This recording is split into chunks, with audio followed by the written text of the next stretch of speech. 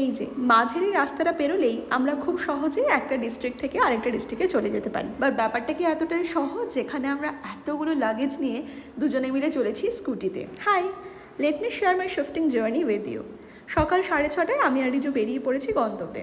একটু সকাল সকালই বেরোনোর চেষ্টা করেছি, কারণ ডিস্টেন্সটা অনেকটাই। সঙ্গে পেয়ে গেছি আকাশের অপূর্ব মেঘরোদ্দুরের খেলা, মাথায় করে নিয়েছি ভাঙা হেলমেট, চলেছি দুপাশে গাছের সারির মাঝ বরাবর।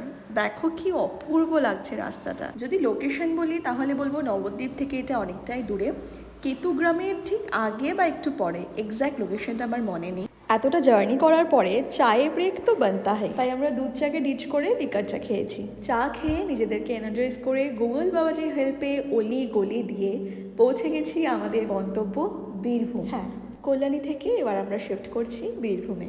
এই রুমটা আমরা আগে একদিন দেখে গিয়ে ফাইনাল করে গেছি, আর আপাতত বীরভূমে এটাই আমাদের প্রথম বাসস্থান। কাজ এখনও কিছুই শেষ নয়, বরং শুরু বলা যায়, কারণ এখনও জিনিসপত্র আসা বাকি, সেগুলো গোছানো, আর আজকে এসে তো ঘর ফর অনেক কিছু গোছাতে হবে। কাজটা তো শুরু করতে হবে, বাট তার আগে একটু রিলিফ যে হ্যাঁ পৌঁছে গেছি। চলো তাহলে আবার সব কিছুকে নতুন করে নতুনভাবে গুছিয়ে নিই। টাটা।